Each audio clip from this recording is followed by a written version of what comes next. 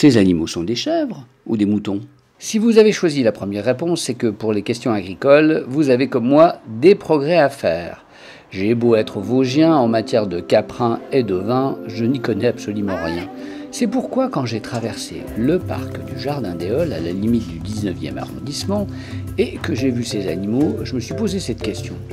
Que font donc ces bestioles dans le Jardin des Halles? Elles ont plusieurs rôles. Elles ont un rôle d'éco-pâturage, donc elles vont tondre la pelouse. Leur autre rôle, c'est de faire de la médiation. Elles nous accompagnent sur de la médiation de quartier. Elles rencontrent les habitants et leur permettent d'avoir un petit bout de campagne dans le centre de Paris. Il est vrai que c'est un parc qui subissait depuis très longtemps quand même une occupation compliquée, socialement compliquée, avec des usagers de drogue, avec beaucoup de consommation d'alcool, avec une présence qui n'incitait pas forcément les habitants du coin là à venir se décontracter, se détendre, profiter des espaces verts. Les effets ont été assez rapides.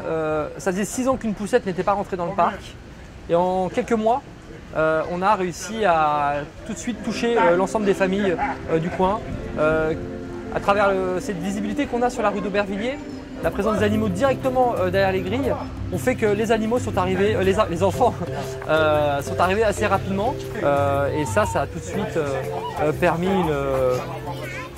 d'inscrire le projet dans une dynamique positive pour le coin parce que le parc dans la foulée s'est retrouvé de nouveau fréquenté et puis il faut bien voir que les usagers de drogue généralement n'aiment pas trop être en contact avec les enfants, ça les gêne. Donc ils sont tout simplement, au fur et à mesure, rabattus sur une partie du parc là-bas et permis aux familles de réinvestir le reste. On implique aussi sur la ferme des jeunes sous main de justice, issus de la protection judiciaire de la jeunesse, qui nous aident aussi au quotidien à gérer les établissements, enfin à gérer la ferme. Donc tout ça crée une dynamique décloisonnée, on va dire, de public, entre les familles, les scolaires, des jeunes sous main de justice, des services civiques volontaires aussi. On a voulu inscrire des jeunes du territoire dans une implication citoyenne et ça marche extrêmement bien parce que eux ont toujours vu leur quartier de façon positive. Donc là, ils peuvent contribuer à ce projet-là de façon efficace et ludique, quoi.